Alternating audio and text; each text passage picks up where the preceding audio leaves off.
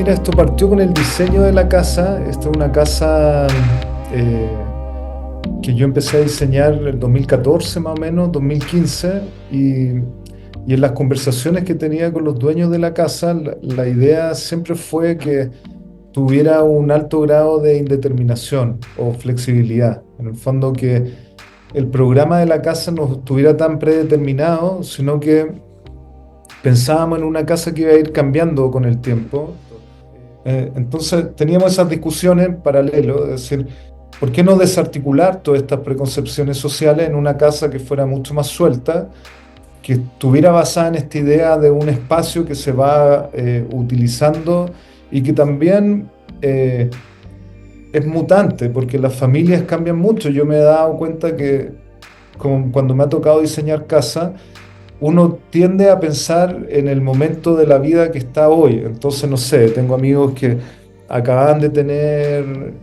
hijo o hija recién nacido, entonces decía, sí, lo que yo necesito es un dormitorio que tenga anexo, un dormitorio pequeño para poner la cuna y que después me pueda levantar en la noche e ir a buscar a la guagua. Y decía, claro, eso va a durar súper poco, dura un año, 2 años, mientras, o sea, cuando terminemos de construir la casa ya va a estar obsoleto y después los niños van a tener 7 años, después van a tener 12, después van a tener 15, van a tener una batería, van a querer estar con sus amigos, entonces ya no vaya a querer tener el dormitorio de tu hijo o hija pegado al tuyo, a lo mejor quieres que entre por otro lado, que tenga independencia, los hijos tampoco van a querer estar con ustedes. Entonces, yo creo que hablando de estas dos cosas, primero de la transformación que suele suceder a lo largo de la vida, de todos estos espacios simbólicos que quedan súper obsoletos con los usos contemporáneos, y del interés por estas estructuras como más industriales de galpones o de grandes naves, empezamos a pensar en una casa que fuera cambiando en el tiempo. Entonces, yo estaba bien entusiasmado con el planteamiento de la casa, pero también estaba bien expectante de cómo se iba a poder registrar esto, porque en el fondo yo decía, la mayor innovación o la virtud de la casa no es como objeto terminado, sino que tiene que ver más con los usos y cómo estos usos van a ir cambiando en el tiempo. Entonces, yo decía, si uno registra esta casa como se suele registrar la arquitectura, que es como un objeto vacío, con unas perspectivas así súper idealizadas, como que no me interesa mucho ese registro, porque lo que se suele ocultar en el registro tradicional de arquitectura, que es la intervención de los habitantes, las transformaciones de la casa, todas esas cosas que se ven como errores, eran justo los que a mí yo encontraba que iban a ser como los detonantes del proyecto en el futuro, en el fondo, como los mismos habitantes van a poder decir, mira, ahora queremos que esto cambie, esta sala la vamos a transformar en esto otro, voy a disponer los muebles de esta manera o de esta otra. Entonces, en el fondo, yo creo que así nace el proyecto. Era como una imposibilidad de registrar los cambios del proyecto, y también eso suponía otros tiempos, porque eh, también yo pensaba que hay como una vorágine de producción de imágenes que en el fondo uno hace un proyecto, lo registra, lo publica, pasa al siguiente, después hace otro proyecto, lo registra, y como que hay toda una industria que alimentar de publicaciones. Antes eran revistas, ahora son publicaciones online o el mismo eh, redes sociales, en Instagram, etcétera, que es como consumir y consumir y consumir imágenes, pero al final,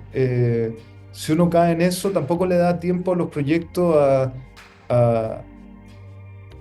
a tener un tiempo de desarrollo,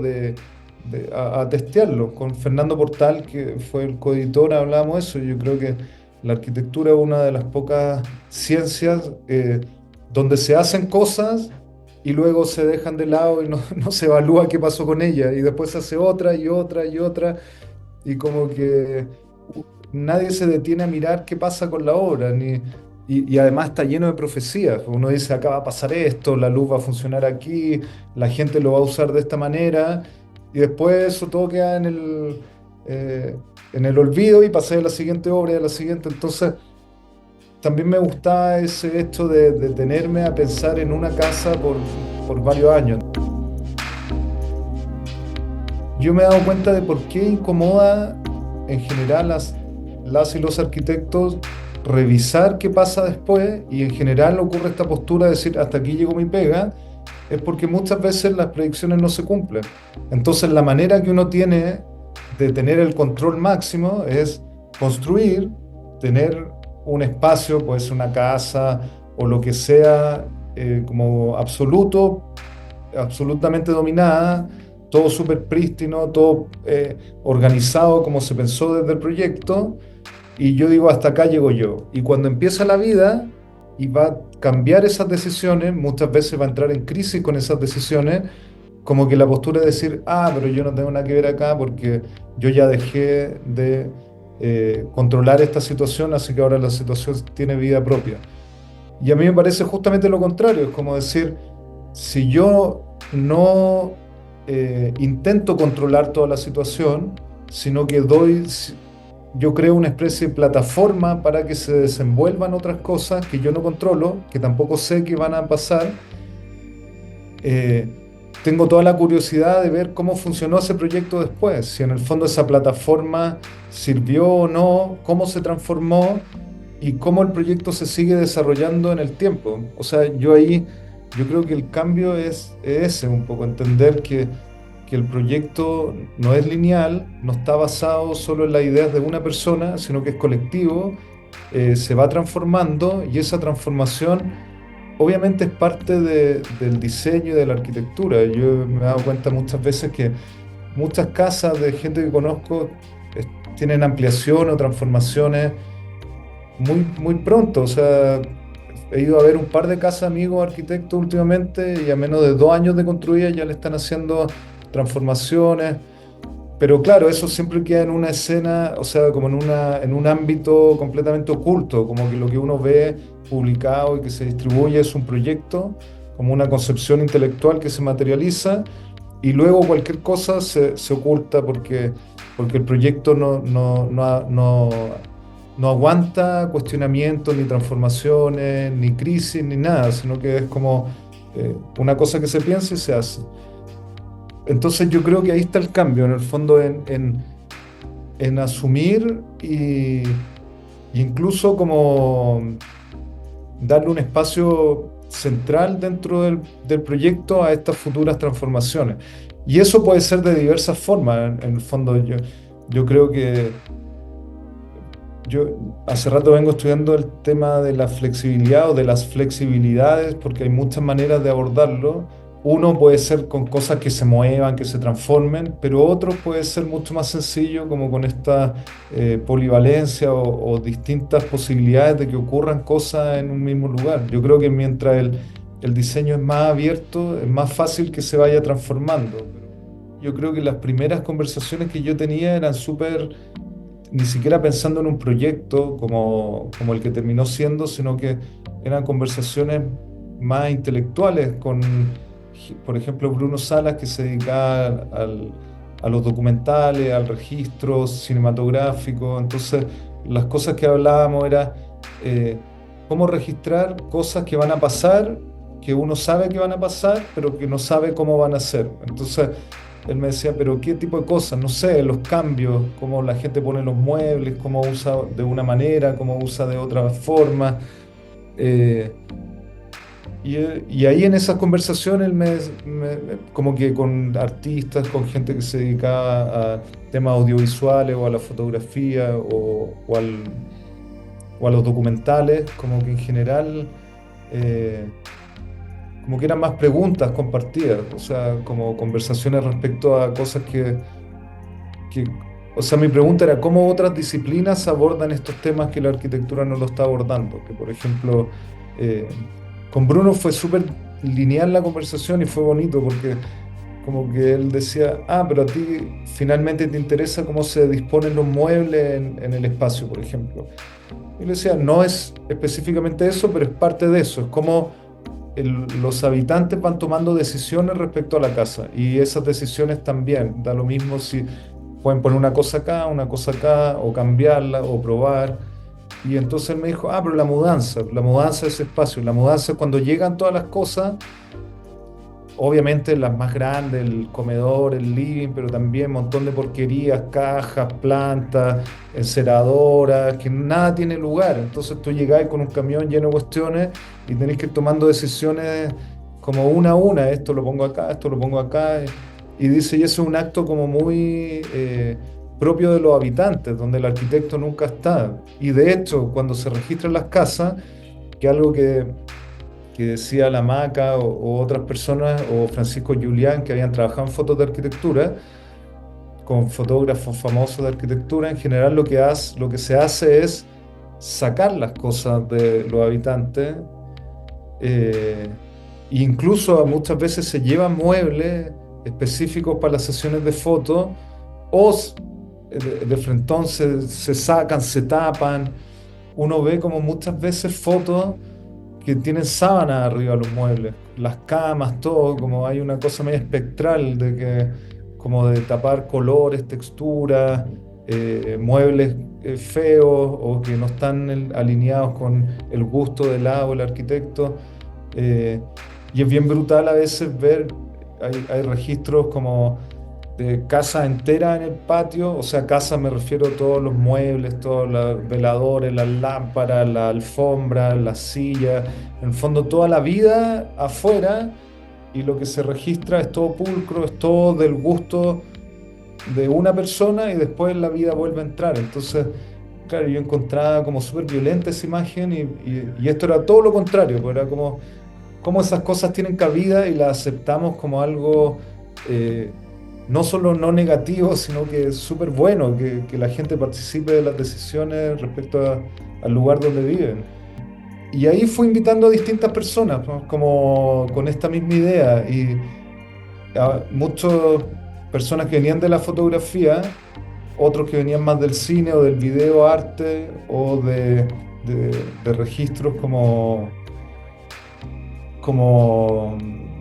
qué sé yo, audiovisuales. Entonces, la pregunta siempre es la misma, es cómo se puede registrar una casa fuera de el típico registro de arquitectura que lo que hace es anular a los habitantes y enaltecer como las ideas de proyecto que tenía la casa antes de ser construida. Luis es el ingeniero de la casa y el dueño, el habitante de la casa, y él inventa un sistema bien bonito porque quería hacer un timelapse de la construcción, entonces inventa todo un sistema con baterías solares para dejar la cámara en un poste, con un sistema de programación que era casi como un microchip que le mandaba a la cámara a ir tomando 6 o 7 fotos al día y se descargaba la batería, entonces tenía era como una cosa así como un artefacto eh, específico para hacer ese proyecto que encargó piezas, qué sé yo, la encargaba por internet y le llegaban y las probaba y iba reemplazando la cámara. Pero obviamente al inicio no tenía muy claro como para qué iba a hacer ese timelapse. Él quería registrar la construcción desde un punto de vista técnico y como más industrial casi. Eh, y fue muy bonito después incluirlo también. Yo creo que también la decisión de incluirlo era justamente eso, pensar que la arquitectura tiene todos estos pasos que se suelen dejar ocultos, la construcción es parte, el cierre del proceso y el uso también es como un gran continuo desde un pensamiento más intelectual, materialización, uso,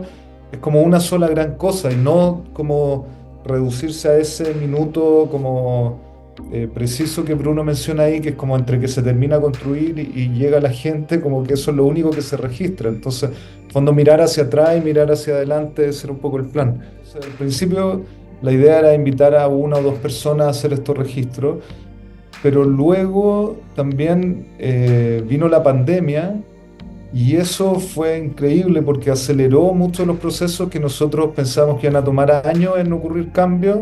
empezaron a pasar de inmediato. Entonces, por ejemplo, no sé, imagínate que la casa en un minuto que estaba pensada para una familia que vivía y trabajaba en otros lugares, tenía que tener 2 oficinas, la persona que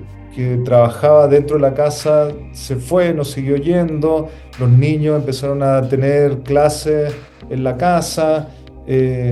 los espacios se transformaron rápidamente, todo esto, un lugar que era de juego de niños se transformó en oficina, el, la- el dormitorio este que era de servicio se transformó en otra oficina, el lugar que era de los niños se trasladó a otro lado, el living se transforma en sala de clase, entonces como que toda esa aceleración hizo que en el fondo hubiera como una oportunidad de registro que aceleró el proyecto, yo diría, como que le puso acelerador y también la buena voluntad de ellos que les divertía un montón que fuera gente, les mostraban la casa, les contaban cómo había ido cambiando, o sea, como que realmente también sentían el proyecto como suyo, y yo creo que eso es clave, porque en el fondo, para meterse en la intimidad de una familia durante 6 años, obviamente la familia tiene que estar de acuerdo y tiene que encontrar que hay alguna ganancia de parte de ellos. Y Luis muchas veces me decía, encuentro muy bonito participar de un proyecto artístico desde otra disciplina, lo que te contaba, son ingenieros, vienen como de otro modelo de pensamiento. Entonces, participar de un proyecto de creación, de eh, relacionarse con muchas personas que iban a la casa, que les preguntaban cosas, que hacían registros, también lo hacía como ver su propia domesticidad, su vida cotidiana de otra manera. Y decía, para nosotros un lujo finalmente tener un montón de artistas que vengan a la casa, tenemos como material inédito, tenemos como recuerdos futuros, o sea, como otras valoraciones del proyecto, de repente con- como desde un punto de vista mucho más emocional. A veces yo veía casi como una investigación más intelectual, pero ellos tenían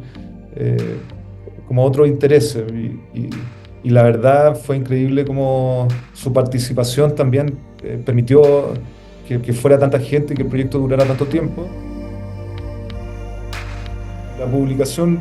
como que surgió después. Al principio este era un proyecto como multimedial que se pensaba como una página web que pudiera reunir todos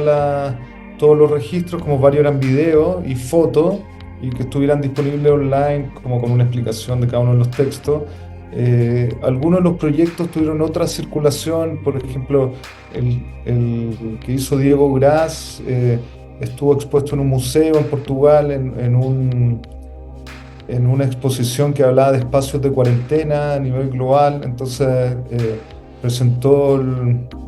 Random, que era este registro que Diego le pide a los mismos habitantes de la casa que hagan videos cortos con una serie de reglas y él después los va como editando y el plan era que funcionaran de manera aleatoria, en el fondo que hubiera una página y que fueran subiéndose videos que duraban 10 segundos, 15 segundos cada uno y que uno pudiera poner refresh y fueran saliendo así aleatoriamente. Eh, y claro, en el fondo una vez que ya estaba la página web funcionando, tuvimos el conversatorio, como que ahí surgió la idea de hacer una publicación, como una especie de catálogo del proyecto, porque el proyecto nunca se pensó como una exposición, sino que se pensó más como este proyecto multimedial. eh, entonces era bonito que habían registro en video, registro en fotografía y que luego hubiera una publicación física que reuniera eso más el conversatorio que tú mencionabas, que fue una instancia como de reflexión un poco más teórica de todos los temas que traía la gente que había participado en el proyecto, porque en el fondo lo que yo hice al final fue abrir una invitación y una pregunta, y era como una reflexión acerca de cómo se representa y se distribuye la arquitectura construida y sobre todo la arquitectura doméstica, las casas, qué sé yo, la vivienda, de una manera súper idealizada, como un simulacro que yo llamaba, que era como esta idea de que la gente vive de una forma que no es real y que todo el mundo está acostumbrado a asumir como algo obvio. eh, y el gran tema, yo creo, ahí que produce, que no es tanto un problema de registro, un problema de representación, sino que finalmente un problema de diseño, porque uno termina diseñando para los registros, y los registros se hacen con esos diseños y se produce un círculo en el fondo como de irrealidad, porque las casas nunca se ven así, eh, y se distribuyen así, se diseñan así, se vuelven a registrar así, se distribuyen así. Entonces como que hubiera un metalenguaje que es completamente falso, pero que es como el traje del emperador un poco, que todo el mundo dice, ah, sí, debe ser así, pero nadie dice, oye, pero si eso es mentira. Las casas están todas llenas de porquerías, de cosas, de las casas que yo veo publicadas, las que me ha tocado ir a visitar, uno dice, oye, pero esto es nada que ver a como yo lo había visto en registro, en publicaciones de revistas. Y, y claro, está esa especie como de doble discurso. eh, entonces esa era un poco la aspiración también, era como ver que hay otras posibilidades de pensar las viviendas de manera distinta. Y eso tenía que ver obviamente con el registro. Y por eso también, si te fijas, la publicación eh, tiene una editorial que es una editorial un poco más alineada a libros de artes visuales o de libros objetos. La circulación que ha tenido también no en los grandes medios de la arquitectura, sino que es como intereses respecto a la representación que son un poco más amplios, porque pareciera que el otro circuito le cuesta mucho abrirse o a lo mejor no, eh, no sé, pues hay como cosas que venden y que sabe y se produce todo un círculo así. Entonces yo creo que está bueno también que finalmente uno pueda repensar los medios de difusión, los tiempos, como te decía en un principio, o sea, pensar que un proyecto uno se puede tomar 5 años antes de publicarlo. Antes, claro, uno pensaba, si me demoro 5 años en publicar una casa, ya en esos 5 años va a estar obsoleta, van a haber cambiado la forma y la estética. Y yo decía, claro, si uno anda persiguiendo como la estética o los objetos o cómo se ven las cosas, siempre va a ser una lucha por la novedad y por lo inédito y por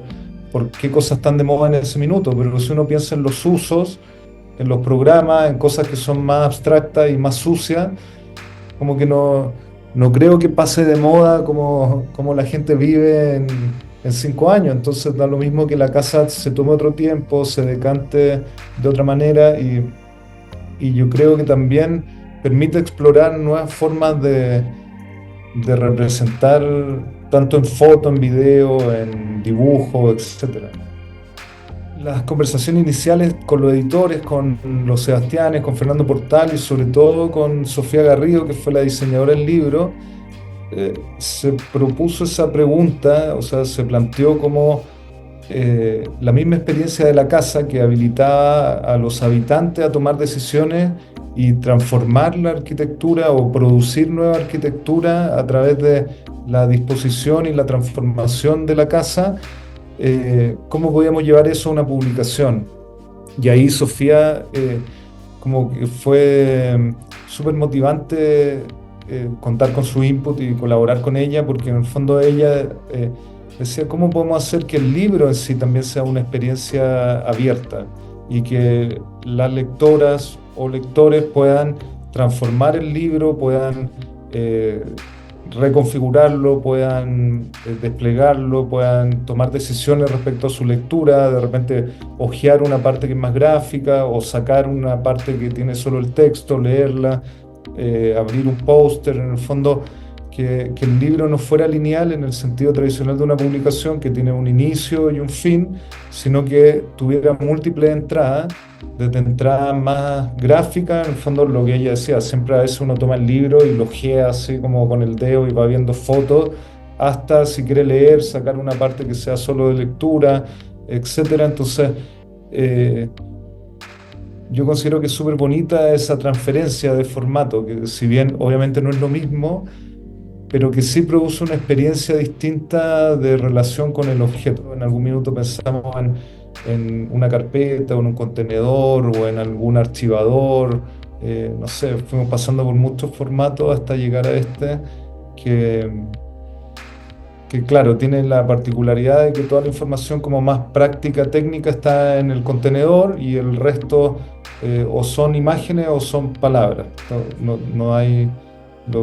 Hay 3 libros de imágenes, son 2 de fotos y uno de video y otro de texto que es como el resultado de esta edición que hizo Bárbara Rosa del conversatorio, que también es bien bonito lo que hizo la Bárbara, porque hizo como un remix de la conversación. O sea, no es la misma conversación lineal, sino que la fue